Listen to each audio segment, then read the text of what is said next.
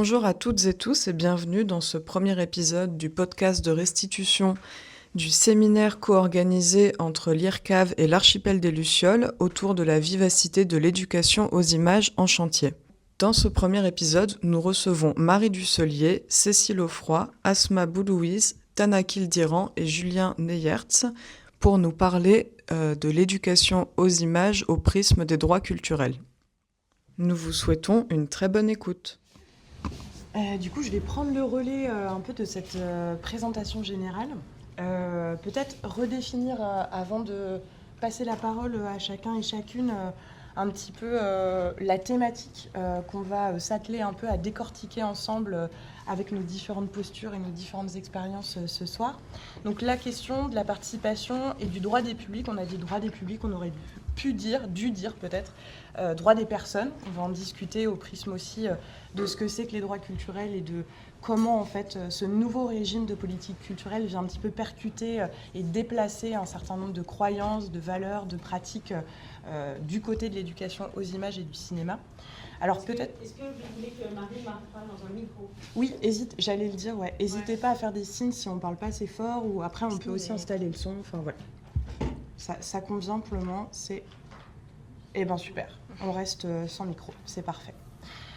Du coup, cette question de la participation et du droit des personnes à cette participation, peut-être recadrer simplement qu'on est quand même actuellement face à un tournant participatif sur différentes dimensions, différentes facettes, plutôt du côté numérique avec tout ce qui va être transition numérique où on vit toutes et tous quand même une démocratie massive des usages autour du numérique dans la consommation, la pratique d'images et la question des savoirs aussi là-dedans qui sont fortement démocratisés. Et de manière plus générale, on fait face aussi à une crise de la démocratie dans un contexte de fragilisation, voire d'effondrement de l'écologie, de nos modèles politiques, économiques depuis plusieurs dizaines d'années maintenant. Donc face à ce contexte général, on voit une montée de la question de la participation de la population pour chercher des solutions, en tout cas les introduire dans un processus de sortie de crise avec plein de choses qui découlent de ça, la démocratie participative, les sciences participatives, l'art participatif, enfin voilà, on est dans ce contexte de tournant participatif et du coup notre séance un petit peu c'est de voir comment nous, le secteur sur lequel on peut travailler tant du côté recherche que du côté professionnel, ce secteur globalement du cinéma, du numérique, des médias, de quelle participation en fait ce secteur-là il s'empare? Est-ce que ce sont des modes participatifs émergents ou réémergents? Est-ce que ce sont vraiment des modes participatifs qui vont percuter un certain nombre de cadres, de pratiques ordinaires? Est-ce que ça va venir réinventer quelque chose ou au contraire fendre des formes de réinvention pour, in fine, ne pas changer grand-chose? C'est un petit peu ça qu'on va essayer de réfléchir ensemble. Alors, on a pris pas mal de retard pour des raisons principalement techniques. Du coup, on était parti sur peut-être une dizaine de minutes pour chaque intervenant et intervenante. On va essayer vraiment peut-être d'être plutôt autour de 5 bonnes minutes pour vraiment laisser la partie discussion et table ronde s'opérer de manière pas trop tronquée, parce que c'est vraiment, je pense, le but un petit peu de ce soir. Alors, dans un premier temps, moi j'ai un double rôle d'animation et d'intervenante.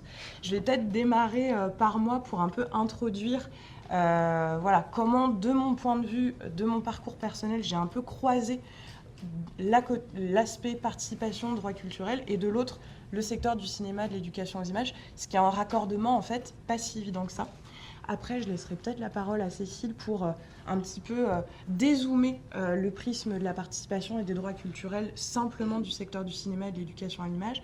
Et puis, je laisserai la parole aux intervenants pro voilà, pour un peu donner vraiment corps à des propos peut-être un peu plus théoriques qu'on va introduire. Du coup, de mon côté, donc moi je suis Marie Dusselier, ça a été dit, donc je suis anthropologue. Et en fait, moi au départ, quand j'ai commencé ma thèse, donc c'était en 2017, mon sujet c'était l'éducation à l'image et de manière un petit peu non problématisée. Moi j'étais en contracifre au sein de la Ligue de l'enseignement, qui est une association historique de l'éducation populaire et qui a vraiment milité très activement, de manière vraiment pionnière, à faire que l'éducation à l'image puisse exister dans les pratiques formelles ou hors temps scolaire. Et du coup, quand je suis arrivée sur ce terrain-là, j'ai déployé une technique un petit peu vraiment très itérative de recherche participative avec les praticiens pour lesquels je travaillais.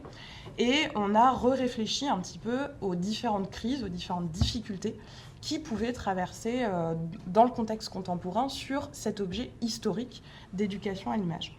En fait, très rapidement, ce qui est apparu sur le terrain, c'est qu'il y avait une déconnexion, en tout cas une perte de contact avec les pratiques audiovisuelles de la jeunesse de manière extrêmement large, leur goût cinéphilique, ce qu'ils pouvaient regarder sur leur téléphone, la manière dont ils regardaient la télévision le soir, enfin, peu importe le médium finalement, mais tout simplement leur rapport aux images.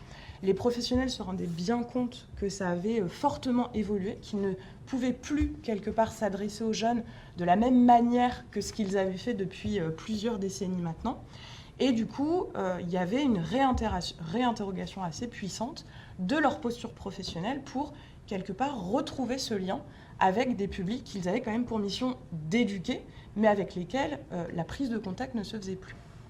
Donc à partir de là, on a un petit peu travaillé ensemble à différentes perspectives de critique, de distanciation, de pratique, de posture professionnelle.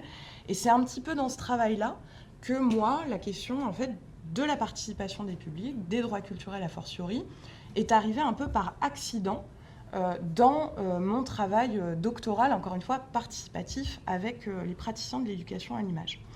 Et du coup, petit à petit, je ne vais pas vous faire la thèse en 5 minutes, mais globalement, on a vu un certain nombre de déplacements entre les croyances un petit peu fondatrices de ces praticiens, typiquement la question... les adolescents qu'on a face à nous ont une forme de déficit culturel, notamment de la part, on va dire, du patrimoine cinématographique légitimé, art et essai, voilà, ce corpus de films d'auteur vraiment fondateur pour l'éducation à l'image. C'est vraiment le principe même de ce qui est transmis. Donc, ce rapport aux images-là, ce corpus de films-là, ils ne les connaissent pas. Donc, voilà, un rapport de déficit culturel à ces formes de cinéphilie. Et du coup, on a réinterrogé un petit peu tout ça en se disant, certes, c'est une culture, une forme de culture cinématographique qu'ils ne connaissent pas, mais est-ce qu'ils n'ont de fait aucune culture cinématographique ? La réponse est rapidement arrivée que non, il y avait d'autres formes de culture cinématographique qu'ils exerçaient, qu'ils avaient en eux, de manière très implicite, de manière souvent peu conscientisée, difficilement oralisée, d'autant plus au contact des adultes, mais que c'était un petit peu ça qu'il fallait aller chercher. Et dans un travail un peu de dialectique, de raccordement, de créer une sorte de mise en regard entre des cultures qui finalement aujourd'hui s'étaient vraiment définies, soit dans la disqualification, ce que tu regardes en gros c'est de la merde, et on a entendu quand même de nombreux praticiens voilà, pouvant avoir cette posture, ou ce que tu regardes, j'exerce une forme de non-jugement dessus, mais ça ne m'intéresse pas, on va travailler autre chose, et pour travailler cette autre chose, la question du lien, elle ne peut exister. Au contraire, il faut laisser de côté, il faut ne pas se pencher sur les goûts et les pratiques ordinaires de la jeunesse, et cette notion de ne pas se pencher, c'est vraiment quelque chose qui a structuré les pratiques et la pensée de l'éducation à l'image et qui a vraiment été incorporé par les praticiens. Donc voilà, un déplacement autour de ça qui va forcément déplacer les rapports traditionnels, puisque d'une forme de hiérarchie des cultures audiovisuelles et cinématographiques, on tend vers une reconnaissance et une diversité et une dialectique a fortiori, vers une transmission de la haute culture cinématographique. On va plutôt s'intéresser à qu'est-ce qui se passe entre des personnes qui ont des cultures différentes et qui se mettent en relation, qu'est-ce qui se passe entre eux, au-delà même des images sur lesquelles ils se rencontrent. En tant qu'humains, qu'est-ce qu'il se passe entre eux par l'intermédiaire de ces images. Et puis, du coup, une montée en puissance un peu plus politique sur cette série de déplacements qui serait quelque part, et moi c'est vraiment là où mon travail de thèse s'est situé, mais comment en fait, quand on est praticien, praticienne de l'éducation à l'image et qu'on est baigné en fait, qu'on est structuré autour du paradigme de la démocratisation culturelle, de ces valeurs, de ces pratiques, comment ça en fait, en remettant un certain nombre de choses en question dans le rapport à la jeunesse et dans la posture face à cette jeunesse et à ces cultures audiovisuelles juvéniles, comment en fait de ces questions-là, on en arrive au cadrage des droits culturels. Et du coup, les droits culturels deviennent vraiment, je pense, une forme de nouvelle ressource, de nouvel appui pour mieux formaliser, mieux conscientiser ces déplacements qui se font de manière souvent très isolée, très intuitive, aussi non soutenue, je pense qu'il faut le dire, pour ces professionnels, non soutenus au sein de leur structure, au sein des tutelles, au sein de plein d'espaces de pouvoir qui dominent encore la bonne manière d'éduquer à l'image. Voilà, je m'arrêterai là. Et puis je te laisse la parole, Cécile, pour aller vite. Du coup, je me sens un peu, perdue. Je ne sais pas quel est votre niveau de connaissance de ce que sont les droits culturels. Est-ce qu'il y a besoin de les poser, de les redéfinir? Je pense que tu peux. Pas. Ouais, ok. J'avais pas prévu de le faire, mais je vais le faire quand même. Donc moi je suis Cécile Offroy, je suis sociologue en fait et je mène depuis une bonne quinzaine d'années en fait des travaux de recherche collaborative, donc de recherche-action avec différents acteurs, collectifs, réseaux, fédérations des secteurs artistiques et culturels. Très peu le cinéma, plutôt le spectacle vivant. Donc du coup je vais parler de mon point de vue aussi à ce niveau-là.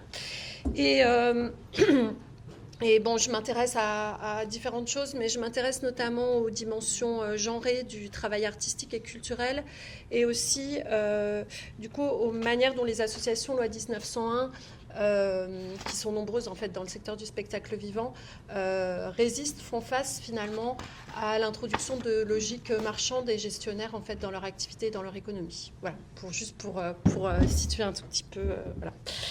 Peut-être je vais passer comment je suis venue au droit culturel, juste dire qu'en 2018, du coup, on a été saisi par la Fondation Carasso pour réaliser un rapport que vous pouvez trouver en ligne, qui s'intitule Démocratisation, démocratie et droit culturel, repères, fondements théoriques et historiques et je sais plus, enjeux contemporains, je crois que c'est ça le titre complet. Et en fait, à un moment où en fait plus personne n'y comprenait rien des droits culturels. Pourquoi ? Parce qu'en fait, ils avaient été introduits dans l'appareil législatif français en 2015, puis en 2016 à travers les lois NOTRe et bref, peu importe les lois, mais en tout cas, ils étaient entrés dans la loi française. Alors même que depuis 1948, donc la Déclaration universelle des droits de l'homme, les droits culturels figuraient dans un certain nombre de textes internationaux que la France avait ratifiés, donc dont la France était tenue en fait de les mettre en application, mais qui étaient restés un peu comme ça, des espèces de textes internationaux qui n'avaient pas vraiment été finalement intégrés dans les politiques françaises et en particulier dans les politiques culturelles françaises. Donc juste pour vous resituer, ce qu'on appelle les droits culturels, c'est un ensemble de droits extrêmement vastes qui vont en fait des droits des minorités, des droits de voir et de voir respecter et de pouvoir aussi connaître sa propre culture, de voir respecter son identité culturelle. Donc on pourrait résumer en disant que c'est des droits qui s'articulent autour de trois principes. Un principe d'accès à la culture, un principe de participation à la vie culturelle et un principe de contribution à la vie culturelle. Peut-être dire aussi que la conception ou la définition de la culture auquel renvoient les droits culturels, qui sont donc encore une fois éparpillés dans plein de textes internationaux et pas forcément détaillés, donc à la fois sur des lois qui concernent plutôt le patrimoine matériel et immatériel, les droits des minorités, les droits à la création, la liberté d'expression. Donc tout cet ensemble de droits en fait. J'ai perdu mon fil, c'est pas grave. Cet ensemble de droits, disais-je, oui, voilà, merci. Renvoie à une conception de la culture qui n'est pas du tout celle sectorielle en fait du ministère de la Culture, qui donc se limite aux arts principalement et un petit peu aux connaissances, mais vraiment une conception large, anthropologique de la culture qui finalement renvoie au mode de vie, aux croyances, aux religions, aux façons d'élever ses enfants, aux façons d'habiter, donc qui recouvre en fait vraiment cette conception très très large de la culture et pas du tout la conception étroite qui est celle finalement qui prévaut dans les politiques culturelles jusqu'à aujourd'hui. Donc c'est voilà. C'est pour essayer juste de reposer un tout petit peu les choses.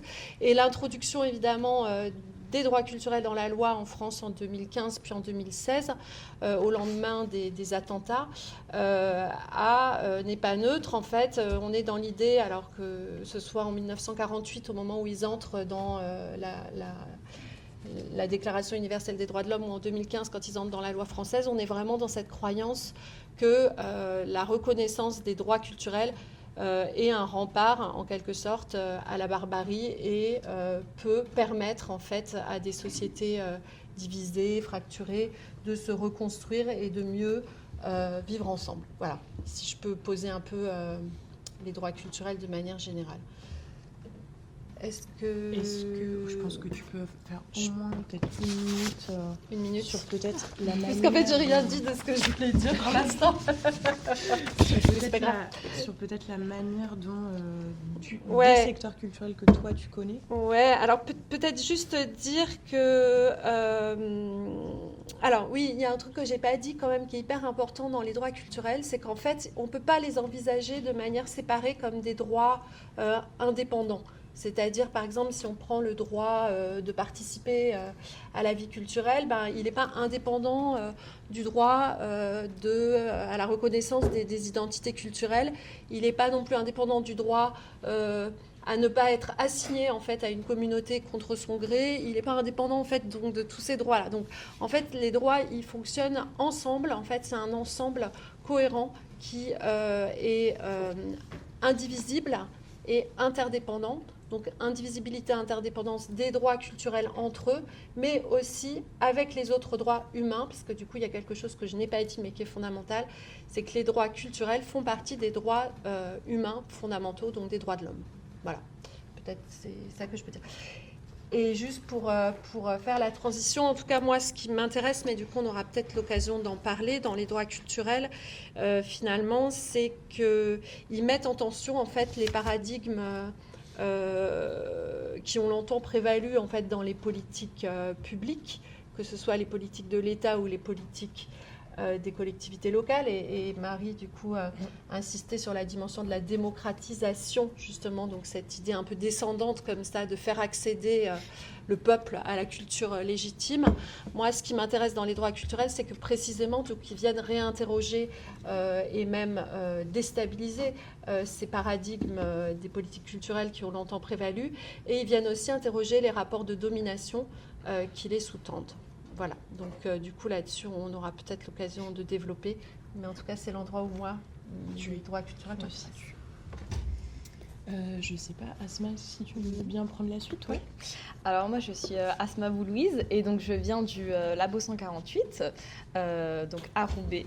Alors je suis pas tellement une professionnelle, moi je suis une participante du Labo 148, mais les coordinateurs ne pouvaient pas être présents ce soir. Donc brièvement, on a 2 coordinateurs, Julien Pitinum qui est photojournaliste et Sherazade qui est journaliste. Et donc le Labo 148, c'est, on va dire, un média jeune participatif à la frontière entre le journalisme et l'artistique. C'est un peu la phrase qu'on utilise pour se présenter, parce que c'est un peu plus complexe que ça. On est aussi, alors juste avant d'entrer dans le détail du labo, on est implanté dans un lieu culturel à Roubaix qui s'appelle la Condition publique. Donc c'est un grand lieu en plein milieu du quartier du Pile, proche du centre-ville.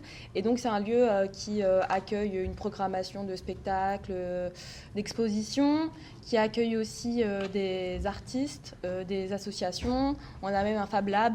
Donc voilà, on pourrait le qualifier de tiers-lieu, mais ça c'est un débat qu'on a en interne, donc je ne prendrai pas position sur si la Condition publique est un tiers-lieu ou pas. Mais c'est un peu pour que vous puissiez situer un peu le lieu et comprendre dans quoi on s'inscrit. Et donc nous, le Labo 148, on existe depuis 8 ans. Et donc moi, je suis présente depuis le début du projet, donc c'est pour ça que je représente le labo ce soir, et aussi parce que je suis étudiante en Master 2 à Sciences Po Lille, et donc un master en alternance, et donc je suis en alternance chez un bailleur social à Paris, donc d'où le sens de ma présence ce soir. Et donc le labo 148, donc ça existe depuis 8 ans, et c'est un projet qui réunit, on va dire, des jeunes entre 15 et 30 ans, où voilà, donc on travaille par saison thématique autour de la production de contenu journalistique, artistique. Alors au début, on était vraiment sur des contenus très journalistiques, vidéo, radio et un peu écrit.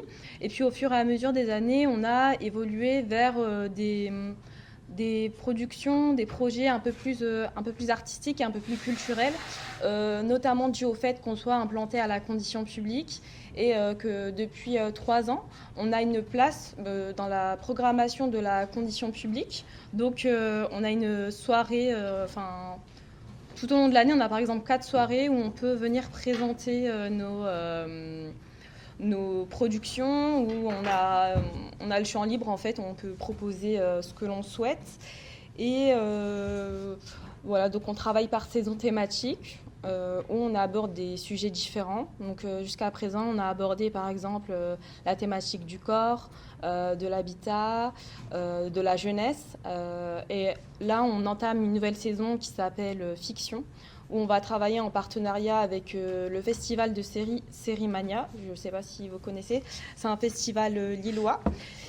Et donc, comment on est organisé chaque semaine le mercredi, on se réunit tous, donc les jeunes et les coordinateurs, on se réunit tous autour de réunions de rédaction de 19h à 21h, voilà, et on discute de l'avancée de nos projets et des projets en cours. Et l'idée, c'est qu'à la fin de la saison, donc ça dure par exemple un trimestre, à la fin de la saison, on ait terminé nos productions et qu'on puisse ensuite les présenter à l'occasion d'une soirée à la condition publique, par exemple, ou lors d'un événement qui est organisé à la condition publique. Et donc, je pense avoir fait le tour du Labo 148. Peut-être qu'on aura l'occasion de... Peut-être pour toi, Asma, juste, est-ce que tu peux dire un petit peu comment tu as rencontré en fait le labo et en quoi ça faisait écho aussi pour toi, tes intérêts, peut-être ta pratique. Alors moi, comment je suis entrée dans le labo, donc moi je suis vraiment arrivée au tout début du projet. Ça s'appelait même pas Labo 148, ça n'avait pas de nom, parce que je fréquente en fait la condition publique. Je suis habitante de Roubaix, j'habite juste à côté du quartier du Pile, où est la condition publique. Et donc c'est par ce biais-là que je suis arrivée au Labo 148. Donc c'était en 2017. À l'époque, moi j'étais en 3e et je voulais devenir journaliste. Depuis, mon projet professionnel a changé, mais ça c'est autre chose. Et donc j'ai reçu un mail, une newsletter disant que la condition publique allait lancer un projet média. Donc c'était pas encore défini vraiment ce que ça allait être. Mais donc je suis venue à la première réunion en 2017, c'était en juin. Et depuis, je suis restée au Labo 148. Et donc ça faisait sens au début dans mon parcours par rapport à mon projet professionnel qui était de devenir journaliste. Et puis... depuis, même si mon projet professionnel a changé, le Labo 148, je trouve que c'est une expérience très enrichissante, puisque ça me permet de rencontrer d'autres personnes, des personnes que je n'aurais jamais rencontrées si je n'avais pas été au Labo 148, les autres participants, parce qu'on a des Roubaisiens, mais pas que, on a aussi plus généralement des habitants de la métropole lilloise, où au début, on avait aussi des étudiants en journalisme, parce qu'on avait un partenariat avec l'École supérieure de journalisme de Lille.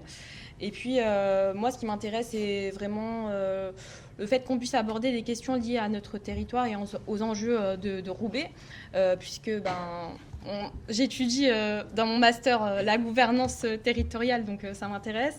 Et puis j'aime bien participer à des émissions radio, produire des contenus, et puis avoir le champ libre de pouvoir m'exprimer sur des sujets qui nous concernent, nous, la jeunesse, en particulier dans les quartiers populaires de Roubaix.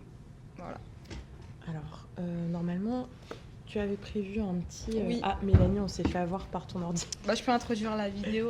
Oui, voilà, peut-être aussi. Alors là, on va approcher une vidéo qui a été produite lors de notre dernière saison, donc, la saison Passage, qui portait sur la thématique des jeunesses roubaisiennes.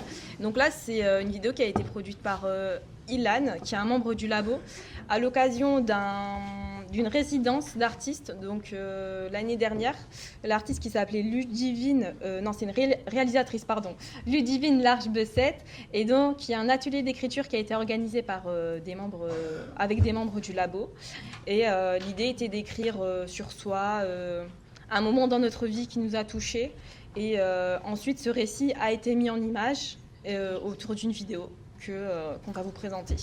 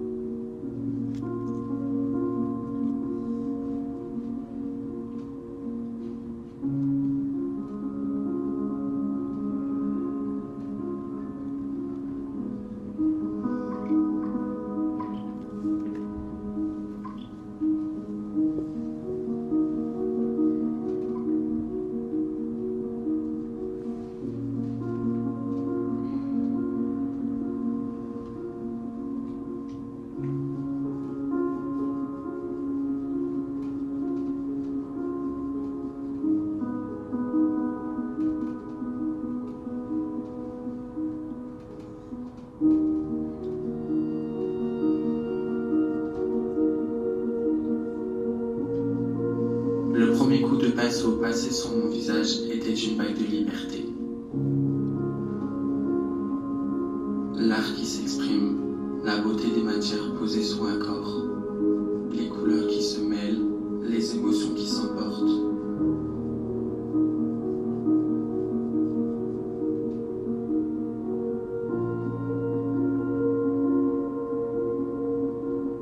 Le bonheur d'enfin créer quelque chose qui te plaît, en créant une histoire, un message. C'est tout mon bonheur.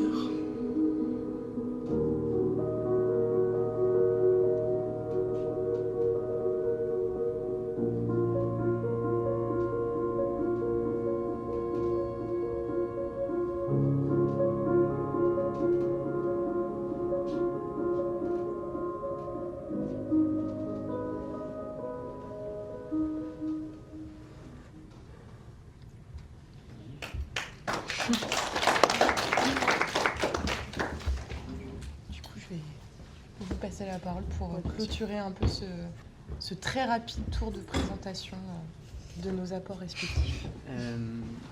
Donc on présente juste un peu l'assaut. Hein, C'est ça, et peut-être de la même manière qu'Asma, après de manière peut-être plus individuelle un peu.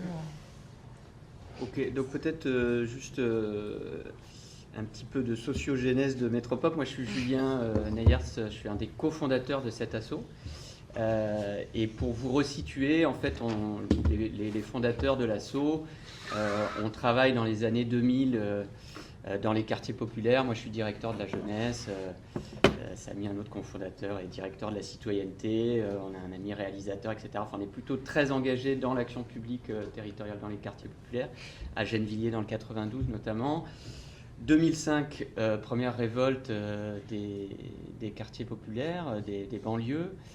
Enfin, en réalité, la première, hein, puisqu'il y en a eu d'autres avant, mais enfin, on les appelle les violences urbaines, c'est une question de sémantique. Et à ce moment-là, donc, il y a beaucoup de tensions dans les quartiers. Et les années 2000, c'est peut-être quelque chose qu'on a du mal à se figurer aujourd'hui, mais les modes d'information et de communication ne sont pas du tout les mêmes, parce qu'on n'a qu'à l'époque des médias traditionnels, la télévision et puis le cinéma comme mode de représentation.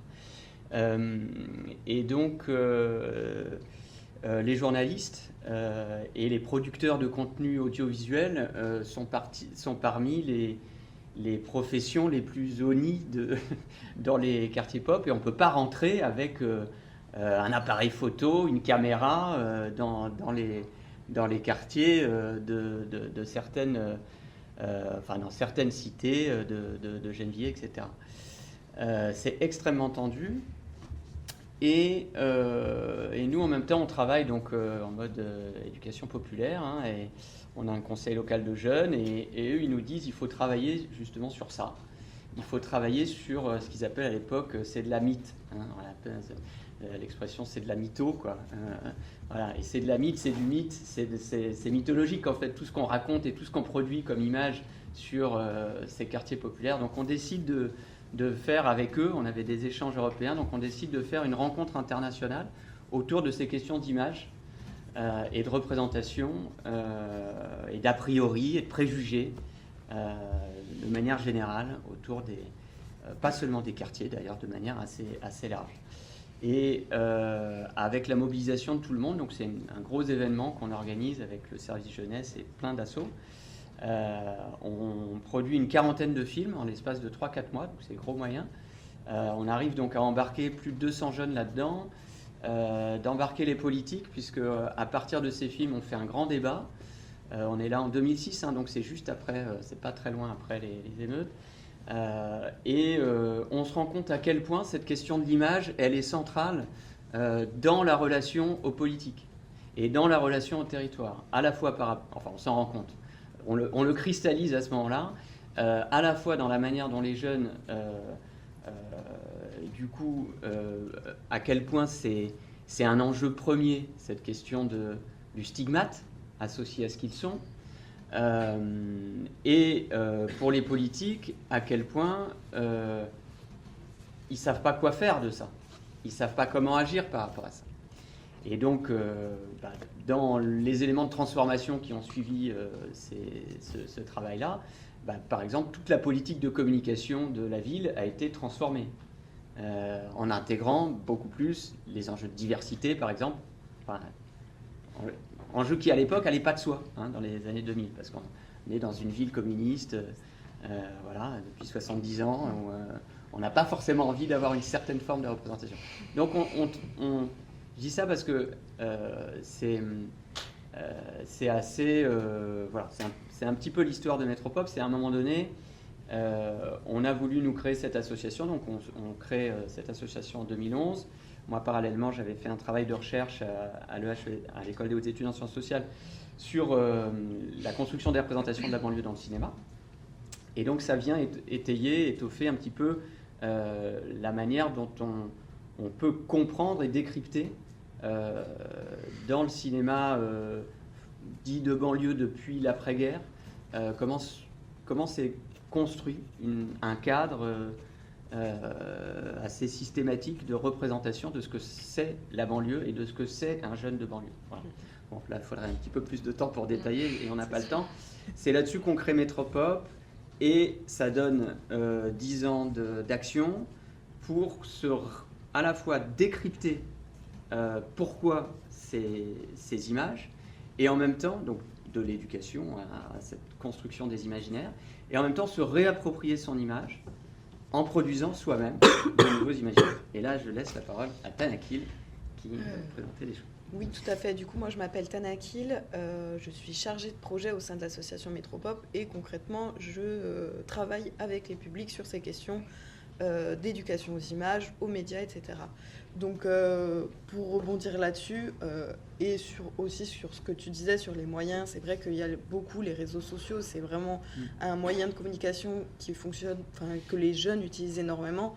Ceci étant, quand on voit les films dits de banlieue aujourd'hui, en fait, ils disent la même chose concrètement sur les jeunes de banlieue que ce qu'ils disaient. Il y a quelques exceptions, évidemment, c'est pas vraiment le sujet, mais quand on voit, quand Bac Nord sort, ce que ça dit des quartiers populaires dans le cinéma, qui a fait quand même un certain nombre d'entrées, etc. Enfin, bon, bref. Et même de la politique culturelle qui, effectivement, hiérarchise ce qui serait bien comme culture ou pas, avec des formulations même dites des publics éloignés de la culture. Qu'est-ce que ça veut dire, même concrètement, les publics éloignés de la culture, parce qu'il y aurait une culture qui serait mieux que l'autre. Et ça fonctionne vraiment dans tout, dans le cinéma, mais aussi dans la musique, quand on voit ce qu'on fait dire au rap français, par exemple, ou quoi, enfin bref. Et du coup, je travaille avec les habitants et les habitantes des quartiers à pouvoir se réapproprier cette image. Donc il y a différentes choses, vraiment de comprendre ce que les médias disent, de comprendre comment eux, ils peuvent utiliser leur réseau, etc. Du coup, de déconstruire déjà tout un tas de stéréotypes qui ressentent eux-mêmes quelque part. Quand j'interviens au collège et qui regardent, je sais pas, BFM et qui se disent déjà, de toute façon, nous, on vient de Bobigny, on n'a pas d'avenir. Donc déjà, c'est quelque chose qu'ils ont quand même énormément intériorisé. Et comment ils peuvent déconstruire ? En fait, la plupart du temps, ils aiment quand même leur quartier, qu'est-ce qu'ils ont ou pas. Là, je suis pas en train de dire c'est bien ou pas bien Bobigny. Ce que je veux dire, c'est que c'est bien que la parole puisse venir des personnes concernées, les personnes habitantes, et de comment ils peuvent recréer un imaginaire, donc au travers d'ateliers de création de vidéos, de photos, etc. Voilà, concrètement, un peu, enfin, je pourrais en parler longtemps, mais... peut-être qu'on va montrer rapidement, ça c'est...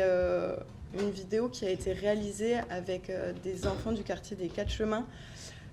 Si j'ai choisi de vous montrer cette vidéo, c'est aussi pour parler de cette accession et participation à la culture aussi dès le plus jeune âge et de pouvoir vraiment parler...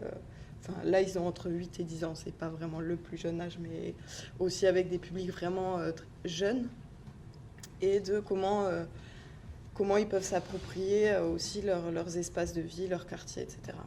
Et donc, c'est en réponse à des lettres qui avaient écrit par des seigneurs du quartier. Voilà. Juste, tu me fais un signe quand tu Oui, prends je pense l'extrait. 3 minutes. Je pense que c'est bien d'avoir le début, mais... Ok, tu me dis.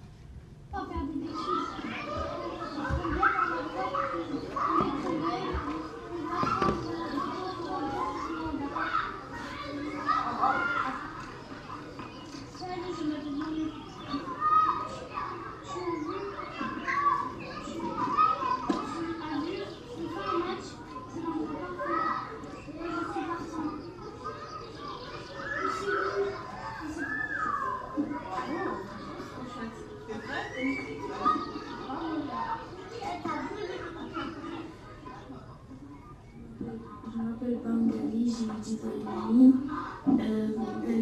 Mon anniversaire, c'est le 5 décembre. Mes copains sont Liam, Younes, Kérim, Kessia. Je joue au foot le soir, chez moi, au parc. Des fois, on y va quelque part. J'y vais voir mes tantes, mes cousins. Et je pense que aussi, des fois, je joue avec mon petit frère. Qu'est-ce que tu aimerais voir changer dans ton quartier ? Le parc. Parce que j'aime pas trop là-bas. C'est ennuyant pour moi. Ok. Qu'est-ce qui ferait qui serait plus intéressant pour toi, tu crois ? Un sport de foot. Pour aller au Bénin et l'Égypte, vous avez écrit. Les remercie pour la lettre qu'ils ont écrite. Et peut-être j'aimerais bien les voir un jour. Bonjour, je m'appelle Eva, j'ai 9 ans et en janvier j'aurai 10 ans, en 2025, que ça veut dire. Je suis en CM1, l'année prochaine je serai en CM2 et je suis née le dernier janvier et le 2015. Et merci à toi de nous écrire une petite lettre. Première question, j'ai dit que je faisais tout. C'était quoi la première question, tu peux rappeler ? Qu'est-ce que tu fais en dehors de l'école ? Et la deuxième question, tu avais dit que qu'est-ce que tu aimes dans cet endroit? Là, j'ai écrit j'aime bien le parc d'Hydro, la neige et la ludothèque. Le parc d'Hydro, j'aime bien parce que presque toute mon enfance, j'ai joué là-bas. C'est depuis la moyenne section ou la grande section. Et aussi, il y avait l'ancien parc d'Hydro que depuis que je suis née, je sors là-bas avec mes parents. Et je me rappelle comme si c'était hier quand je jouais au parc, à l'ancien parc d'Hydro. Ludothèque, la ludothèque, j'aime bien parce qu'il y a des jeux, il y a des un peu de ma vie, j'ai vu.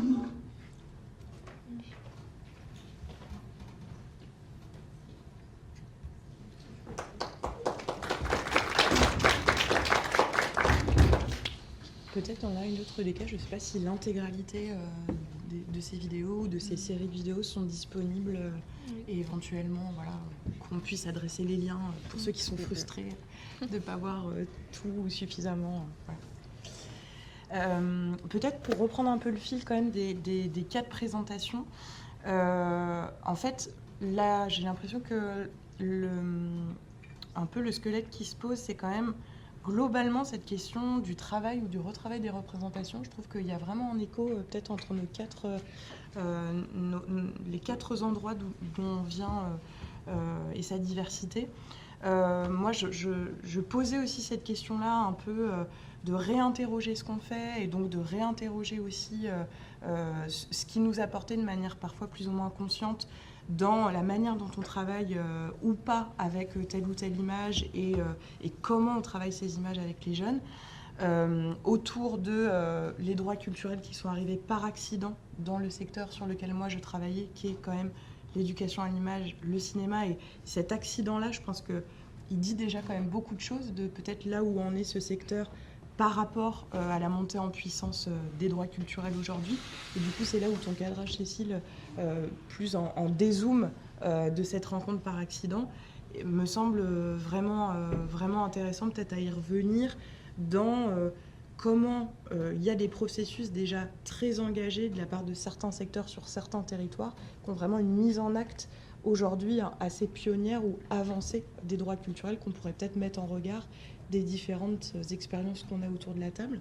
Et puis, moi, j'aime bien aussi cette question de la représentation. Et puis, dans les deux cas, il y avait aussi la question du local. Vous l'avez évoqué peut-être l'un et l'autre, de redessiner les actions à l'échelle locale et de réinterroger, Julien, tu as beaucoup insisté là-dessus, mais sur comment elle est créée, cette actualité, par qui, à quel besoin ignoré elle répond, et nous, comment, en tant que structure culturelle de ce territoire, on va s'arrimer à ça. Et je trouve que ça pose peut-être beaucoup de questions là-dessus. Peut-être le point un peu ignoré sur lequel j'ai un peu envie de vous entendre les uns et les autres, c'est concrètement les processus par lesquels on fait ça. C'est quoi les temporalités? C'est quoi les partenariats? C'est quoi les pratiques pédagogiques derrière? Enfin, ça engage tout un tas un peu de choix opérationnels qu'on n'a pas encore vraiment examiné là. Peut-être repasser du coup la parole à Asma, Tanakil et Julien là-dessus, et puis peut-être dans un second temps, toi Cécile, qui a une vision encore une fois assez panoramique des différents processus de mise en acte de cette participation des publics vers quand même le déploiement des droits culturels dans le champ artistique et culturel. Je ne sais pas qui veut un peu peut-être repréciser cette question des processus vraiment empiriques avec les personnes. Je vous laisse Asma.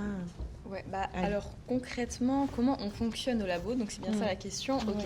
Donc, comme je disais lors de la présentation, donc on travaille déjà par saison thématique. Donc ça structure déjà le cadre de nos productions, des saisons thématiques qui sont décidées collectivement. Et alors, il y a plusieurs choses. C'est que déjà, on a la réunion de rédaction chaque semaine hors vacances scolaires, qui est, on va dire, le squelette du fonctionnement du Labo 148. Et donc, le Labo 148, ça fonctionne sur l'année scolaire, donc de septembre à juillet de l'année d'après. Et donc, sur cette année-là, on aura soit 1 ou 2 saisons. Et donc, dans chaque saison, il peut se passer plusieurs choses. Souvent, on a des partenariats. Donc, soit avec des artistes en résidence à la Condition publique ou à Roubaix, qui vont travailler avec nous, comme par exemple la production qu'on vous a présentée, qui était en lien avec une réalisatrice. L'année dernière, on a aussi eu une autre réalisatrice, Clio Simon, qui a travaillé aussi avec un petit groupe sur la production d'une vidéo un peu plus longue. Donc ça se structure comme ça, par partenariat. Et pour ceux qui ne seraient pas, on va dire, dans les groupes de travail avec les artistes en résidence, il y a toujours possibilité de produire au sein même du labo, sans forcément être en lien avec les acteurs partenaires, donc en lien avec les coordinateurs. Et on fait assez... Quand on a l'occasion, on organise des émissions radio. Donc, il y a une période où on en faisait 1 fois par mois. Après, alors, le labo, c'est un peu compliqué parce que c'est... Non, c'est pas compliqué. C'est juste que c'est un projet qui évolue au fur et à mesure des années et qui évolue aussi en fonction du profil des participants, puisque entre le début et aujourd'hui, il y a des personnes qui sont passées par le labo, qui ont quitté le labo. Il y en a des nouvelles qui sont entrées. Donc, ça fait en sorte que le projet il évolue. Et je pense que c'est un peu une de nos forces, c'est qu'on arrive toujours à se renouveler et à faire des choses nouvelles. Donc, par exemple, les émissions radio, il y a une période où on en faisait 1 fois par mois. On s'est rendu compte que c'était un peu trop, puisque à côté, on est étudiant, on est au lycée, on est au collège. Donc, on n'a pas forcément le temps de s'impliquer autant dans le mois. Mais quand on peut, voilà, à l'occasion d'événements, par exemple... un grand événement qui va être organisé au sein de la Condition publique, on va proposer une émission radio. Et donc là, on travaille souvent en lien avec une radio locale qui s'appelle Radio Boomerang, qui nous rediffuse en direct, souvent. Donc ça, c'est assez intéressant. Et donc, en amont, on prépare l'émission radio à l'occasion de nos réunions de rédaction. Et aussi, dernier point, ce qui est important à noter pour le fonctionnement du labo, c'est que donc il y a des permanences le mardi, le mercredi et le jeudi après-midi, où les participants du labo peuvent venir librement travailler soit sur leur production en cours, ou soit travailler sur leur projet personnel, faire leurs devoirs. Enfin, le Labo 148, c'est vraiment un espace ouvert à tous, un espace où il n'y a pas de barrière. Enfin, si chez soi, c'est un peu compliqué pour faire ses devoirs parce qu'il y a trop de bruit, on peut venir au labo pour travailler. Enfin, je dis ça parce que c'est important. Je trouve que ça crée une certaine ambiance, une certaine atmosphère où le labo, ça peut être pour certains un lieu de refuge, surtout dans le cas de certains participants, où à côté, c'est un peu plus compliqué dans leur quotidien. Voilà, globalement, comment on fonctionne. Est-ce que ça veut dire, pour aller un peu dans le détail, mais que n'importe qui peut arriver avec n'importe quel sujet? Bien sûr. Et n'importe quel... Enfin, tu vois, il n'y a pas de comité un peu de rédaction, comme ça peut être le cas, voilà. Oui, en fait, donc on a nos saisons thématiques, mais si jamais quelqu'un arrive et qu'il a un projet et que ça fait sens avec le Labo 148, on peut l'accompagner. Ah oui, j'ai pas précisé, c'est qu'on a du matériel à disposition qu'on peut emprunter pour nos productions. Et ensuite, il faut le rendre, voilà. Mais oui, si moi, demain, j'ai un projet personnel et je souhaite être accompagnée par le Labo 148, bien sûr, ça pourrait se faire. C'est assez libre. Ouais. Même si on a cette structure des saisons thématiques, parce qu'en général, à la fin de chaque saison, on fait une restitution au sein de la Condition publique avec une soirée, un événement. Bien entendu qu'à côté, on peut travailler sur des projets plus personnels. Ouais. Mais je pense que l'ouverture et la perméabilité dont tu parles, ça m'a l'air assez fondamental aussi dans le projet dans lequel tu es. Et ça me paraît aussi faire directement écho au sujet de l'atelier, parce que peut-être que c'est une des conditions justement à avoir cette notion de participation aussi, pour les publics les plus larges qu'ils soient en fait. Et j'ajoute aussi que on n'est pas obligé de s'engager dans une production, parce qu'on peut très bien venir au labo si on le veut le mardi, le mercredi, le jeudi, venir à la réunion de rédaction. pour participer, pour voir, mais sans pour autant s'engager. Il n'y a pas d'obligation spécifique. Voilà.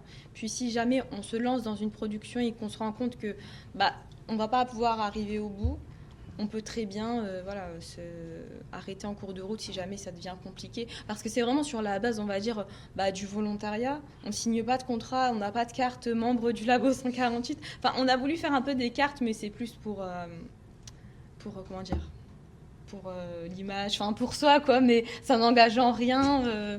On ne signe pas de contrat quand on rentre au labo, donc c'est quand même sur la base du volontariat. Et le but, c'est pas de mettre la pression à chacun.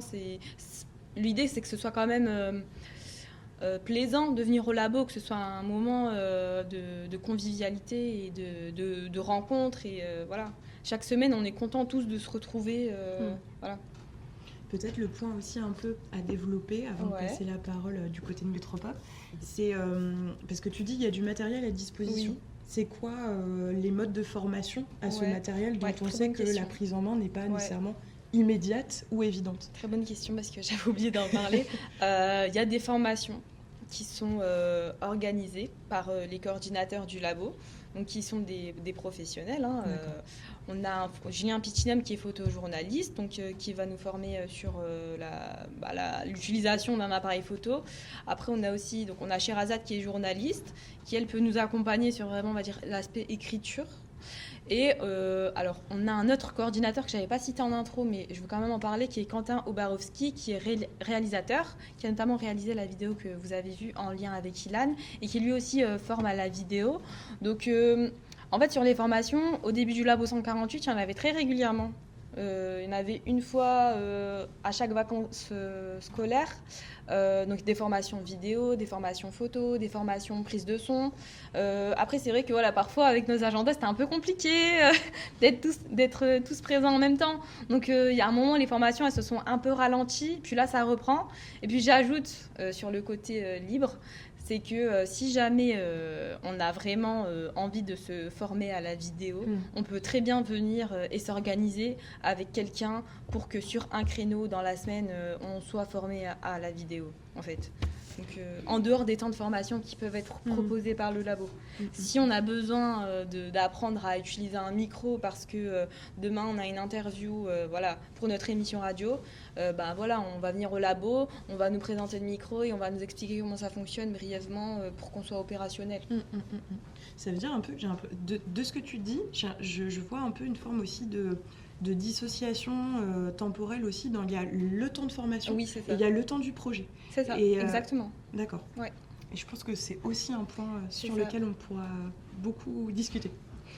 Du coup, je passer la parole peut-être sur la notion de processus et de mise en acte de la participation. Alors, du coup, il y a la participation en tant que telle, mais moi je séparerais quand même, déjà il y a toute une part de mobilisation effectivement des publics, comment on les mobilise.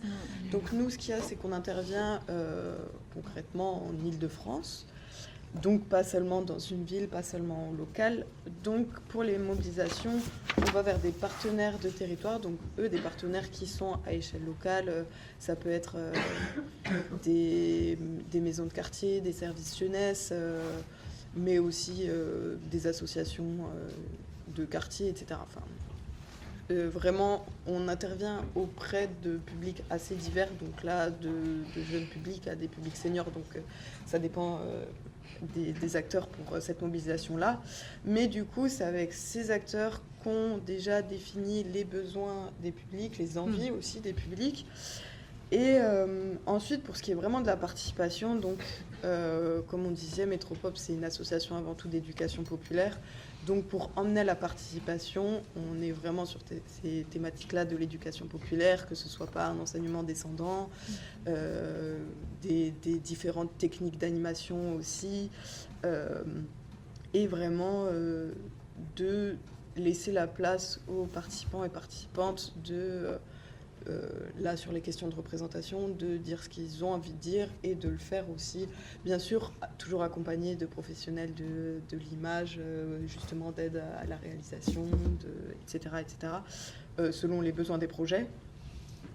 Et enfin, du coup, à partir de cette nouvelle représentation, qu'est-ce qu'on en fait? Donc, il y a aussi une grande partie de questions sur la diffusion en fait de ces projets-là, puisque si c'est le but de raconter autrement les quartiers populaires, c'est bien qu'eux les racontent, mais aussi qu'on puisse diffuser. Donc il y a forcément une partie de restitution auprès des publics, c'est important aussi pour eux de pouvoir voir ce qu'ils ont fait, etc.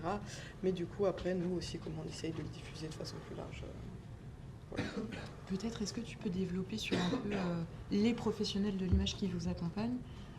C'est quel type de profil? Est-ce que c'est toujours les mêmes personnes? Est-ce que c'est vraiment une équipe un peu façon Labo 148, ou est-ce que c'est des gens qui tournent? Enfin, qui sont un petit peu ces personnes cruciales, quoi? Ok, alors déjà moi j'ai une formation de photographe à la base. Okay. J'ai fait un master Donc, en photo. Double compétence animation, création. Voilà, et c'est pour ça aussi que... Beaucoup plus que 2 compétences. Il faut de la multicasquette.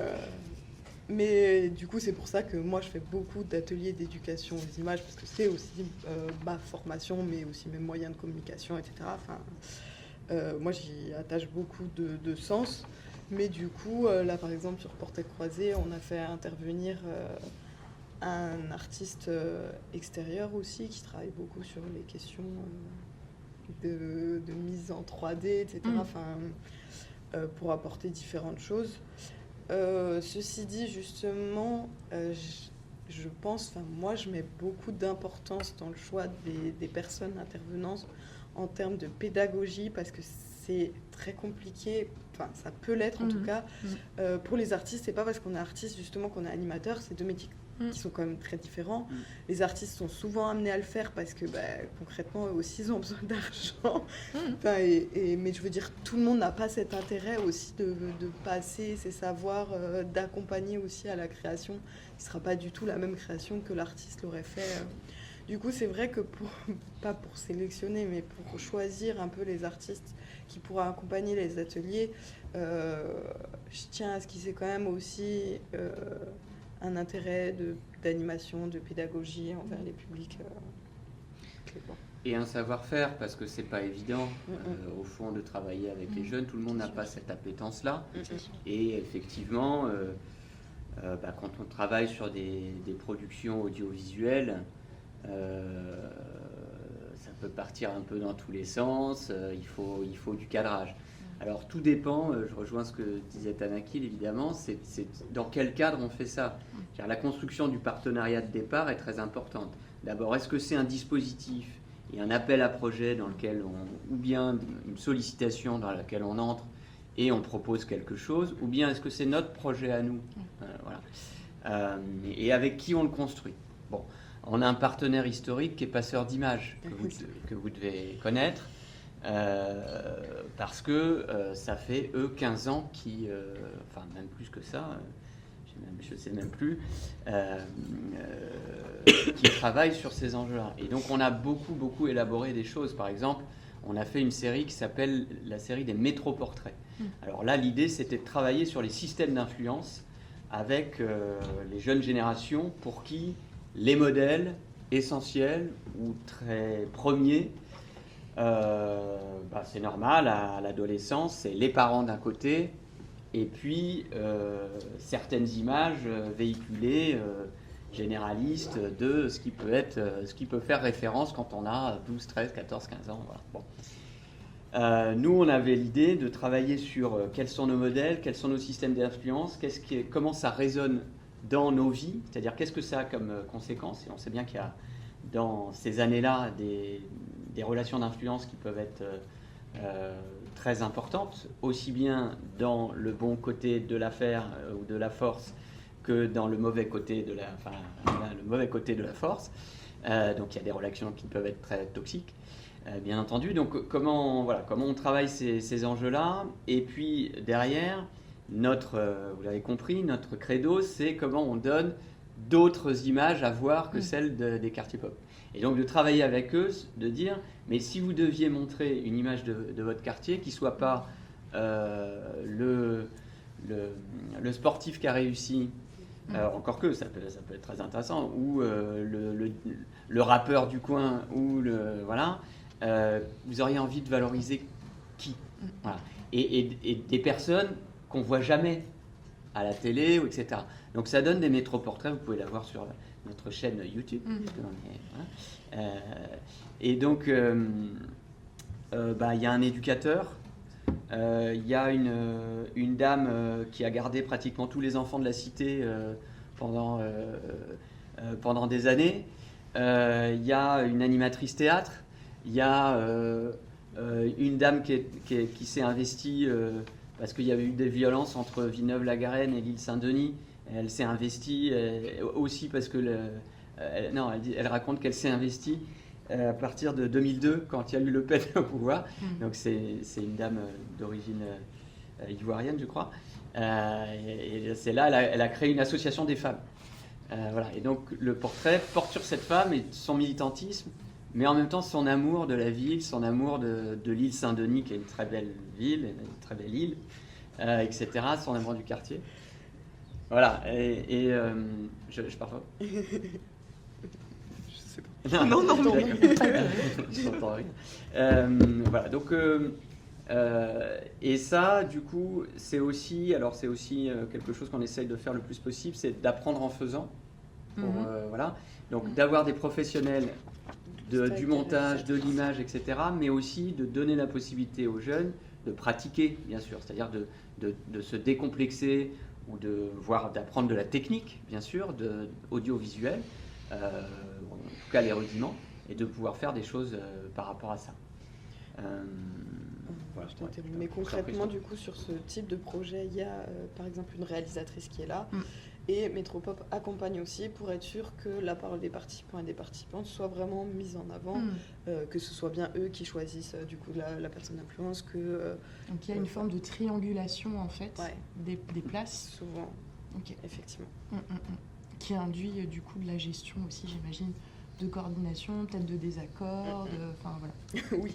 Qui a un rôle qui me semble aussi crucial, peut-être pour arriver à ce que le projet soit vraiment à l'image du groupe, ne soit pas instrumentalisé par telle ou telle force et rapport de force. Enfin, voilà. Peut-être Cécile, moi je vois 3 points, je ne sais pas si tu seras d'accord avec moi, mais peut-être qui font écho à ce que toi tu as pu observer sur d'autres espaces où se déploie la question de la participation des publics à l'aune des droits culturels. Mais peut-être la question de départ de d'où part l'initiative. Est-ce qu'elle est du côté du groupe? Est-ce qu'elle n'est pas du côté du groupe? D'où part l'initiative aussi en termes de partenariat? Est-ce qu'on a un appui au local qui connaît déjà les personnes avec lesquelles on travaille ou pas? La question de la formation, de l'apprentissage en faisant, là on a 2 cas un peu particuliers, mais est-ce qu'elle se fait sur un même projet ou est-ce qu'elle se fait plutôt de manière un peu par escalier, en dissociation, et qu'est-ce que ça produit de différent? Et puis la figure autour de tout ça, de l'intervenant, peut-être de l'expert, là dans notre cas sur le canal cinéma audiovisuel, mais la figure de cet intervenant artistique, quelle est sa place, quels sont les effets aussi de sa pédagogie ou de sa non-pédagogie. Enfin voilà, ça me paraît un peu trois points peut-être à tisser et qui toi font écho peut-être à ce sur quoi tu as travaillé et que tu étudies aujourd'hui. Oui, alors peut-être quand même, pour répondre à ta question en faisant un détour, c'est que du coup, quand même, il faut garder en tête que les droits culturels, ça ne se limite pas au droit de participer à la vie culturelle. Donc ça, c'est quand même hyper important de le rappeler, parce que les droits culturels, du coup, ils ont une approche beaucoup plus large.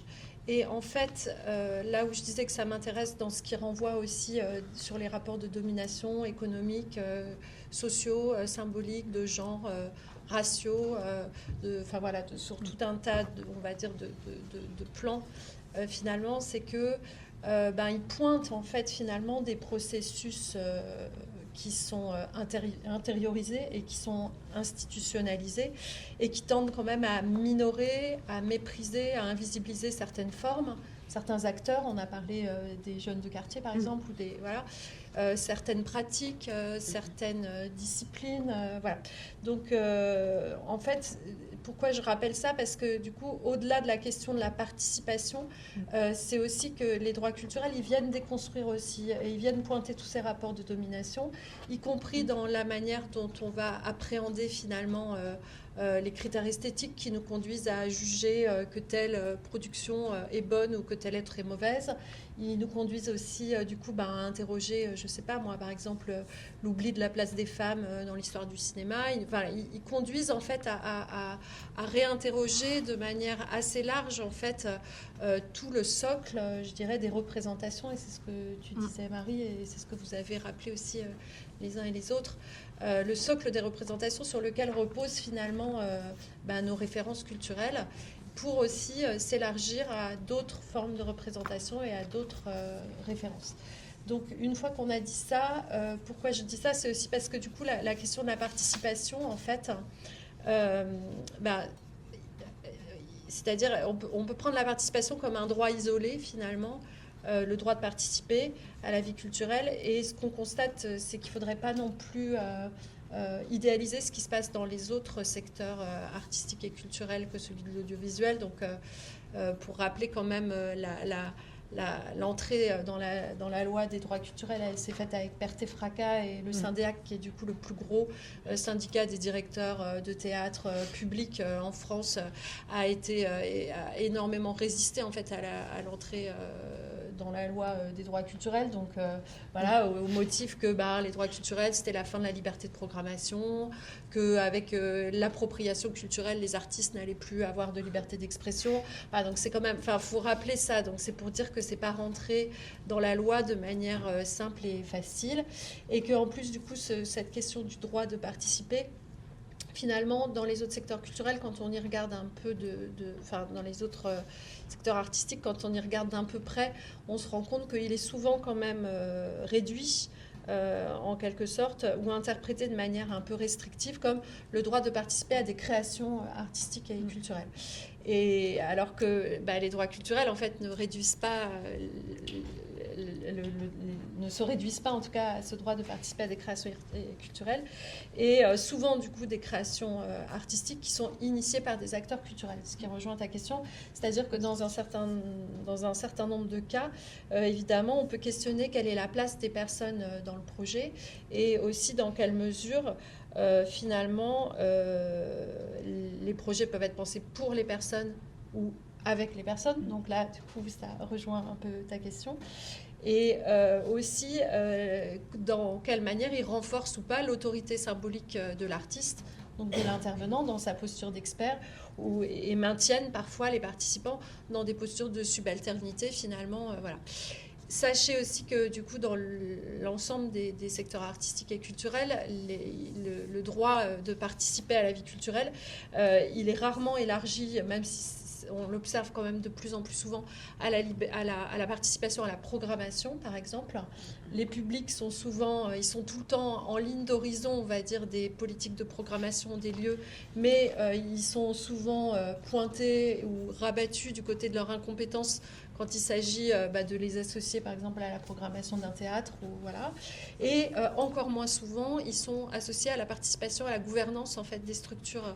Donc c'est pour ça que je trouve que l'exemple que défend Asma, il est particulièrement intéressant, parce qu'il montre que là, en fait, il y a une participation non seulement dans l'action, mais il y a aussi une participation à la gouvernance, à la manière dont fonctionne en fait le labo. Et voilà, donc là, c'est assez... du coup, c'est une interprétation, une appropriation des droits culturels qui va assez loin, mais qu'on n'observe pas toujours. Et pour conclure, en fait, sur cette tension en fait, qui peut exister, il faut effectivement se rappeler que finalement, là où ça a le plus résisté finalement à l'entrée des droits culturels dans la loi, c'est du côté, on va dire, des milieux artistiques les plus institutionnalisés et les plus installés, les mieux subventionnés, alors que peut-être que les secteurs qui ont vu une opportunité de légitimer des formes d'expression artistique qui étaient plus minorées, plus invisibilisées, c'est ceux qui se sont le plus saisis finalement des droits culturels. Je pense par exemple à ce qu'on appelle les musiques dites actuelles, donc plutôt les musiques populaires, ou bien par exemple les arts de la rue qui se sont emparés à ce moment-là des droits culturels comme d'une opportunité de faire reconnaître en fait des démarches participatives comme voilà et liées à l'éducation populaire, effectivement souvent en tout cas ancrées dans des valeurs de l'éducation populaire qui voilà. Je ne sais pas si j'ai répondu à ta question.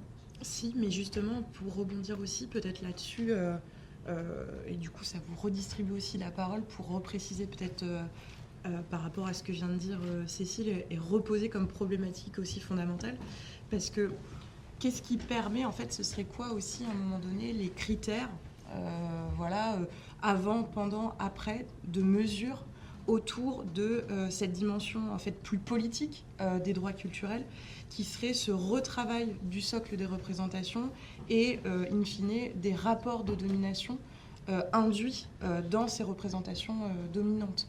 Et là-dessus, en fait, qu'est-ce qui fait foi là-dessus ? Quelles sont les traces ? Quelles sont un peu l'objectivité de cette mise en travail plus politique des droits culturels que simplement, encore une fois, en fait, on a réussi à ce que des publics isolés de telles formes culturelles ou artistiques aient participé à cette forme. Et du coup, en fait, ça nous suffit à dire qu'on a, fait droit culturel. On voit bien qu'avec l'intervention de Cécile, c'est beaucoup plus complexe que ça et beaucoup plus politique que ça. Donc c'est bien, on arrive aussi un peu aux épines de tout ça. Peut-être moi je vois 2 défis du côté vraiment du secteur que moi je connais, le secteur de l'éducation à l'image. Peut-être un premier défi.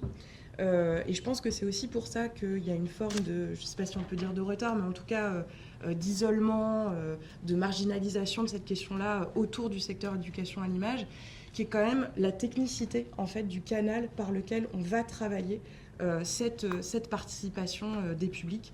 En fait, le médium, il est quand même complexe. Voilà. C'est là où je voulais aussi revenir un petit peu sur ce que disait Asma, dans le côté, il y a un temps de formation, et puis une fois qu'on a fait le temps de formation, on a ce temps plutôt de production de son propre projet. Je sais que moi, dans le cadre de la thèse, on a vraiment un peu mis en évidence avec l'équipe de recherche que finalement, ce qui permettait d'avoir une réelle appropriation de ces outils d'enregistrement, c'est la question de la répétition des gestes amateurs. En fait. C'est que, du coup, et quand je dis la répétition, c'est pas seulement un one-shot qui dure un mois. Et on sait déjà qu'en fait, une temporalité d'1 mois pour un projet d'éducation à l'image, en fait, c'est énorme. Ça existe déjà très peu. Mais malgré tout, en fait, ce cadrage temporel-là, il n'est pas suffisant. Donc, comment on fait avec ça ? Comment on fait pour recréer des cadres qui permettent en fait de se mettre à niveau de la nécessité de répétition et de lenteur des gestes amateurs. Je pense que ça, c'est vraiment, il me semble, une question cruciale. Et puis peut-être le deuxième défi, c'est quand même que il y a généralement les publics qui sont les vôtres n'ont pas d'expertise sur une caméra professionnelle, semi-professionnelle. Par contre, ils ont tout un tas de pratiques audiovisuelles numériques déjà là. Et du coup, qu'est-ce qu'on en fait en fait ? Donc c'est un peu à double niveau, c'est-à-dire un niveau vraiment d'équipement professionnel et un niveau beaucoup plus intime de, en fait, moi avec mon téléphone, je filme déjà. Donc, comment vous vous situez à l'aune de cette double réalité un peu, quoi ? Alors, plusieurs choses sur tout ce qui a été dit. Donc déjà, par rapport à la production d'images, par rapport aux vidéos, au cinéma, etc. Justement, en fait, ça dépend de ce qu'on attend comme résultat. Donc nous, on a quand même une politique d'accompagner les publics à s'approprier le matériel professionnel, parce qu'il y a une demande de leur part aussi. Je veux dire, des publics viennent vers nous aussi pour pouvoir apprendre donc sur le matériel professionnel. Mais en soi, justement par rapport à ce qu'on disait de la participation, en fait, c'est pas moins bien de filmer avec son téléphone. Enfin, en termes de résultats, c'est esthétique, oui ou non.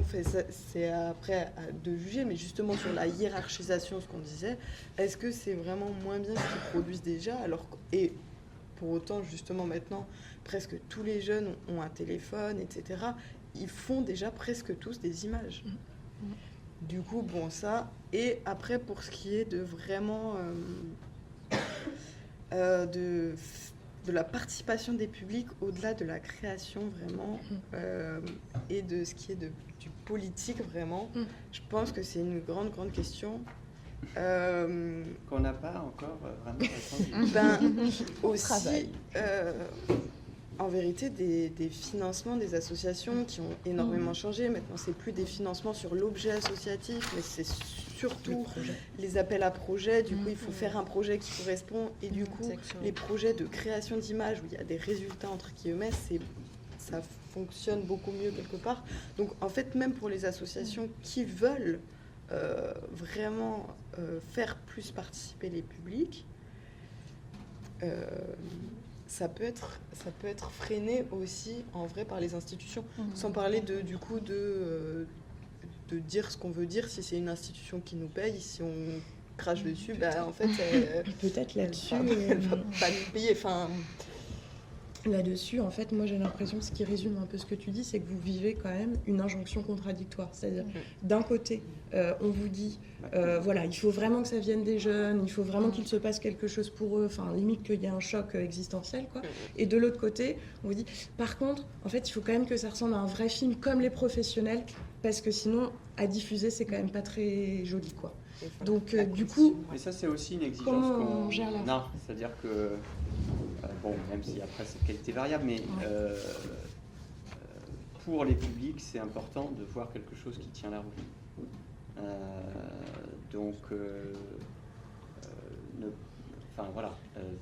Faire une promesse qui soit de qualité, je pense que voilà. Mais pour répondre à ta question, je pense qu'on n'a pas objectivé les droits culturels dans nos pratiques parce qu'on ne se pose pas la question en ces termes, je pense, de l'intérêt peut-être de travailler avec des laboratoires pour nous aider à ça, parce que cette question de la mesure que tu poses, elle est obsédante pour nous, pas que pour nous d'ailleurs, pour tous les acteurs de l'action sociale, culturelle, insertion, etc. Et que ça reste nébuleux, la manière dont on peut rendre concret ce qui se passe dans les ateliers Camille Tanaki. C'est extrêmement compliqué. Au-delà de, tu vois, là on montre un film, donc ça c'est concret, c'est vrai. Mais en fait, et je pense que ça tu dois le vivre aussi au labo, c'est ce que tu disais, c'est tout ce que ça t'apporte, tout ce que ça apporte comme bien-être, peut-être. C'est pas que l'accès à la culture, c'est se sentir exister, c'est se sentir partie prenante d'une vie en société, qui a un point de vue sur le monde, qui compte et qui peut se raconter. Voilà. Et donc, ça c'est politique, mais c'est pas racontable, facilement en tout cas. Et donc, je ne sais pas si c'est du droit culturel, mais ce serait intéressant que vous nous aidiez à traduire ce que c'est que le droit culturel dans ce qui se passe concrètement dans nos projets. En fait, ce que tu dis, moi je le vois vraiment en écho avec la question de la relation que posent les droits culturels. C'est-à-dire qu'il y a vraiment plutôt un paradigme, un peu vite, mais plutôt de l'ordre de la médiation. C'est-à-dire on va avoir un peu une triangulation entre quelqu'un qui porte un savoir, un capital culturel, un corpus, etc. Et puis d'autres qui en face, a priori, n'ont pas le même capital culturel, la même connaissance, les mêmes biens culturels, les mêmes coordonnées culturelles. Et voilà, on va dans une forme de transmission, mais les deux personnes, c'est-à-dire si on met de côté un peu les biens culturels qui sont en jeu, ces deux personnes-là, malgré tout, elles existent avec deux typologies de culture, et du coup, comment, au travers de ce qu'elles participent à faire ensemble, il y a une relation entre elles qui déplace des choses. En tout cas, à Métropop, on n'est jamais là-dessus. C'est-à-dire qu'on ne part jamais de cette idée qu'il y aurait des sachants et des non-sachants. Enfin, je veux dire, alors là, c'est pas du tout notre rayon. Par contre, être des passeurs d'histoire, ça oui. Parce que pour le coup, la socio-histoire des quartiers populaires, de la même manière que les enjeux de métropolisation et de tout ce que ça génère, on ne les connaît pas. Mais on ne les connaît pas que dans les quartiers. Globalement, on ne sait pas comment se sont peuplées nos villes, comment se sont construites nos représentations depuis l'après-guerre par rapport à ces espaces urbains périphériques. comment les gens sont arrivés là.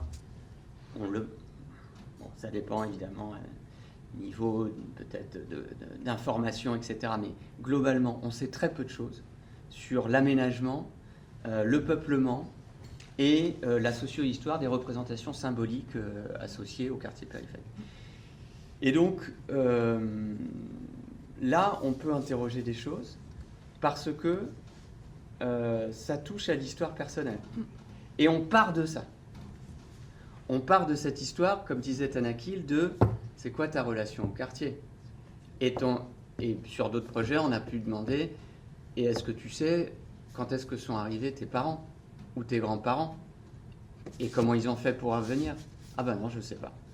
Et donc, là, sans reconstituer l'histoire des parents, on peut resituer l'histoire du peuplement et de la construction des banlieues, notamment depuis l'après-guerre. Bon, il y avait bien sûr des zones urbaines périphériques au préalable, mais voilà, on peut reconstituer ça, et c'est ce qu'on essaye de faire. Et ce lien-là, qui est de l'histoire française, de la construction de notre pays, et de ce qu'est sa population aujourd'hui, c'est vachement important, parce que si tu n'as pas cette histoire-là, tu ne sais pas d'où tu viens en fait. T'es juste une espèce de symbolique de t'es là, t'es pas là en fait. Hein, t'es jamais là où il faut en fait. Et donc le fait d'ancrer, de séquencer et d'enraciner dans une histoire commune, collective, qui est cette France de l'après-guerre et jusqu'à aujourd'hui et son évolution récente, ça fait sens. Ça fait sens. Et ça relie énormément de choses, aussi bien histoire migratoire que histoire socio-urbaine, de pourquoi je vis des discriminations parce que j'habite dans ces quartiers. C'est là où ça rejoint ce que Cécile pointait tout à l'heure, de aussi retravailler le fait culturel à l'aune des droits culturels. Ça fait que le fait culturel vient traverser des dimensions bien plus profondes que simplement l'acte artistique en fait. Et c'est exactement ce que tu dis et que tu pointais aussi juste avant. Peut-être Asma, pour te passer la parole. Oui, alors, mais moi juste il y a quelque chose que je comprends pas dans ce que vous venez de dire, c'est vous dites qu'on connaît pas la socio-histoire des quartiers. Peu. Parce qu'on l'apprend pas. Ah, vous dites, enfin c'est une histoire qui est connue mais qui n'est pas forcément transmise. C'est plus dans ce sens-là. Oui, c'est d'accord, ok. En termes de transmission, on la connaît très bien. Elle est très bien documentée. Elle n'est pas du tout apprise. Oui, d'accord. Elle n'est pas du tout apprise et comprise parce que. Bien sûr. Parce que on n'a pas envie en fait de raconter toute cette histoire. On n'a pas envie de raconter comment il faut aller chercher un petit peu comment. On a dû construire très vite parce qu'il y avait une pénurie de logements, qu'on a construit ces grands ensembles, que ces grands ensembles ont bien vécu un temps. Il y avait une espèce d'âge d'or, mais même dès l'époque, ils étaient très critiqués, notamment par les cinéastes, les premières réalisations de films, mais aussi à la télévision, etc. Et que, avec la dégradation post-crise énergétique déjà, dans les années 70, il y a cette dégradation très forte, chômage de masse, etc. Et voilà. Non, c'est très connu. Oui, c'est la parce transmission. Oui, c'est bon, j'ai compris. Bien sûr. Non. Oui, c'est la transmission. Là, je suis un peu plus. Ouais, je suis plus d'accord. Après, à Roubaix, c'est un peu différent puisque juste je fais une aparté, mais je dirais pas forcément que Roubaix c'est une ville de banlieue. Parce que c'est quand même une ville qui a une certaine centralité dans la métropole. Après Lille, Roubaix, Tourcoing, c'est quand même 3 villes qui se démarquent. C'est quand même une ville de 100 000 habitants. Moi, de ce que j'ai remarqué depuis que j'habite ici sur Paris avec mon alternance, c'est quand même que les villes de banlieue sont beaucoup plus petites et qu'elles sont beaucoup plus dépendantes de Paris. Roubaix, c'est quand même une ville qui a son propre fonctionnement. Et demain, si Lille disparaît, Roubaix pourrait quand même s'en sortir, quoi. On a quand même des structures structurantes dans la ville. Voilà, c'est un peu répétitif, mais vous avez compris. Bon, pour en revenir au sujet, alors sur la question des outils, de la position d'expert, etc. Alors, il y a plusieurs choses. Si je prends l'exemple, par exemple, de l'iPhone, du smartphone qu'on utilise tous au quotidien. Au Labo 148, c'est un outil que j'ai quasiment toujours utilisé depuis le début. Même en ayant eu des partenariats avec des grandes institutions, je pense à par exemple France 3 Hauts-de-France. Au début du labo, on avait un partenariat avec eux. On produisait des vidéos qui étaient... Alors, on avait un double partenariat avec France 3 Hauts-de-France et France 3 un média qui s'appelle Fab Lab Channel, qui est disponible sur YouTube. Et donc, les outils qu'on utilisait pour ces productions-là étaient très variables. Ça pouvait aller de la caméra professionnelle à l'iPhone, d'un micro très avancé en technologie à un micro plus modeste, et voire même un écouteur qu'on va donner à quelqu'un. Et donc là, ça posait pas de problème, même si derrière, il y avait des enjeux de diffusion. Même au début du Labo 148, parmi le matériel disponible, il y avait 3 iPhones qu'on pouvait emprunter. Depuis, ils sont plus disponibles, mais voilà. Mais donc, pour vous dire que moi, personnellement, j'aime beaucoup la vidéo, et toutes les vidéos que j'ai produites au labo, je les ai quasiment toutes filmées à l'iPhone. Je prends l'exemple, par exemple, l'année dernière, on avait un partenariat avec l'Institut national de l'audiovisuel de Tourcoing. Et donc, j'ai réalisé ma vidéo, on a tourné dans un quartier de Roubaix. J'avais pris une caméra avec moi, sauf qu'au moment du tournage, la caméra ne voulait pas fonctionner. Et donc, franchement, on a filmé à l'iPhone, quoi. Il y avait Agathe, ma coéquipière, qui a tenu le téléphone comme ça pendant presque 3 heures, parce qu'on était avec un habitant d'un quartier en rénovation urbaine qui nous a fait le tour du quartier, parce qu'il était membre d'un collectif qui se mobilisait contre le projet de rénovation. Et donc, on a filmé à l'iPhone, et donc la vidéo, elle a été projetée une première fois à la condition publique, et ensuite, elle a été projetée au cinéma. Dans le cadre d'un festival du film citoyen qui a eu lieu dans un cinéma qui s'appelle Le Frénois à Tourcoing. Et donc ce jour-là, c'était l'association des urbanistes Hauts-de-France qui avait le champ libre sur la programmation. Et puisque la vidéo traitait de la rénovation urbaine dans un QPV, ça entrait en fait en lien avec la programmation. Et donc elle a été diffusée au cinéma, et j'ai été invitée à une table ronde pour en discuter, alors que la vidéo a été filmée avec un iPhone. Donc à ce niveau-là, il n'y a pas de sujet, et je pense que ça dépend aussi de la volonté de chaque participant.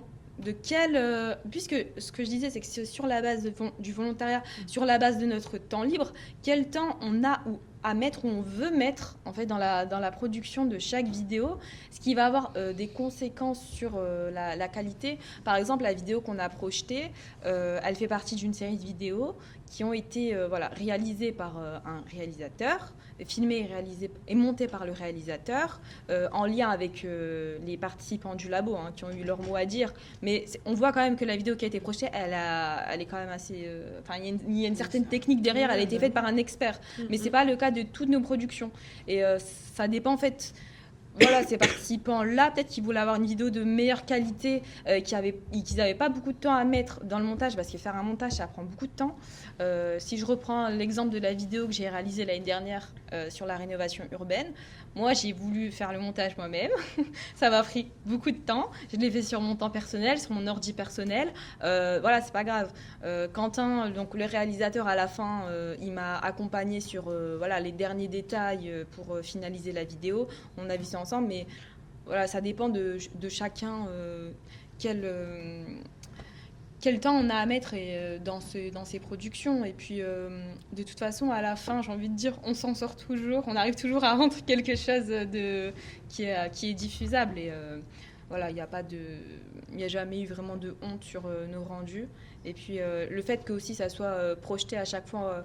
à l'occasion d'un événement en public, c'est toujours valorisant, bien que ça ait été filmé à l'iPhone ou peu importe. Et ensuite, sur les questions un peu plus politiques, alors moi, vu que je ne suis pas coordinatrice du labo, je ne gère pas l'aspect financier, mais c'est sûr que j'imagine que les partenariats, les enjeux financiers, ça a des conséquences, mais en même temps, j'ai envie de dire que nous, on ne s'est jamais censuré sur les sujets qu'on aborde, parce que je dirais que le côté politique du Labo 148, c'est vraiment sur les thématiques qu'on va aborder dans nos productions. qui sont vraiment issus de nos réflexions personnelles, de nos histoires, de nos envies, de nos centres d'intérêt aussi qu'on a à chacun. Par exemple, là, dans la vidéo que vous avez vue, c'est Ilan voilà, qui est un homme et qui se maquille et voilà quoi. Enfin, il montre ça en vidéo, il n'y a pas de problème. Moi, je m'intéresse plus au sujet urbain. Donc, l'année dernière, la vidéo que j'ai réalisée, c'était sur un sujet très politique à Roubaix parce qu'il y avait des tensions entre ce collectif d'habitants et la mairie. Donc, et en plus, c'était aussi mon sujet de mémoire, donc ouais, mon sujet de mémoire de recherche. Et donc, il n'y avait pas de problème d'aborder ce sujet-là, bien que ce soit un sujet d'actualité très tendu sur le territoire. Donc, voilà, nous, on ne s'est jamais censuré et c'est pas... Voilà, on dit. Ouais. Je vais te laisser la parole, Cécile, peut-être pour la clôturer un peu ce temps de table ronde avant d'ouvrir un peu le temps qui nous reste à la salle. Voilà, je te laisse ce soin-là. Et peut-être, oui, voilà, peut-être recadrer sur... Ouais, non, en fait, je voulais juste rebondir sur la question du financement qui a été abordée parce qu'elle me semble vraiment intéressante et importante. Alors, peut-être pas tant sur les sujets qui seraient politiques par rapport à l'institution qui finance, bien que ça puisse être le cas, évidemment. Mais aussi parce que du coup, quand tu as parlé d'injonction paradoxale tout à l'heure, moi je vois en tout cas qu'effectivement il peut y avoir une tension sur tant de l'apprentissage technique ou outils vidéo, mais là on voit pas tant que ça finalement. Mais en tout cas, ce qui est sûr, c'est qu'il y a quand même une tension qui est récurrente dans les projets qui s'intéressent aux droits culturels et en tout cas qui font remonter tout le temps, qui est cette tension entre une logique de projet qui s'est installée quand même comme un peu la seule manière possible justement sous aussi les effets on va dire de la généralisation du mode de l'appel à projet comme mode de financement principal en fait des structures artistiques et culturelles, qui vient du coup aussi imposer une forme de planification, la définition d'objectifs, un résultat qui est déjà projeté et que finalement le moment où le projet démarre, tout est déjà calé avant même en fait que finalement les personnes, alors sauf effectivement dans un certain nombre de cas, mais avant même que les personnes concernées finalement puissent prendre le temps aussi de finalement définir peut-être ce sur quoi elles ont envie de travailler. Du coup, ça met en question effectivement la participation. On a planification versus participation, peut-être. On aurait peut-être aussi objectif versus, on va dire, une construction chemin faisant, voilà, et puis résultat versus processus. Et avec du coup sur fond de tension autour de la question de la temporalité, du temps dont on dispose et le temps court ou le temps long pour effectivement, voilà. Donc c'est pour ça aussi que l'exemple d'Asma, je trouve qu'il est intéressant parce qu'on voit que c'est quelque chose qui se construit sur du temps long et que ça se construit pas du coup c'est pas les mêmes projets évidemment qu'on peut, ou les mêmes choses qui se passent quand on, voilà. Donc je pense que c'est important de la souligner parce qu'effectivement la question des droits culturels elle pose de fait ces questions-là et aujourd'hui il y a un paradoxe qui est que les droits culturels sont rentrés dans la loi, mais néanmoins on va dire les formats de soutien des productions audiovisuelles en fait restent dans des cadres qui sont très obsolètes et du coup sur des modes projets qui sont difficilement compatibles avec les droits culturels ou en tout cas qui viennent entraver en fait finalement le déroulement de ces actions. Et ça, c'est intéressant de le dire. Et même si, dans certains domaines, le ministère de la Culture essaye de mettre en place des expérimentations avec les contrats de résonance, des choses qui viennent un peu déborder. Mais malgré tout, ça reste quand même un frein paradoxal, finalement. Voilà. Merci de nous avoir écoutés. Pour cet épisode, nous remercions chaleureusement l'Alliance Sorbonne Université, Claudie Le Bissonnet, déléguée régionale passeur d'images en Île-de-France pour sa mise en contact avec les intervenants et les intervenantes, ainsi que la Condition publique. À très vite pour un nouvel épisode.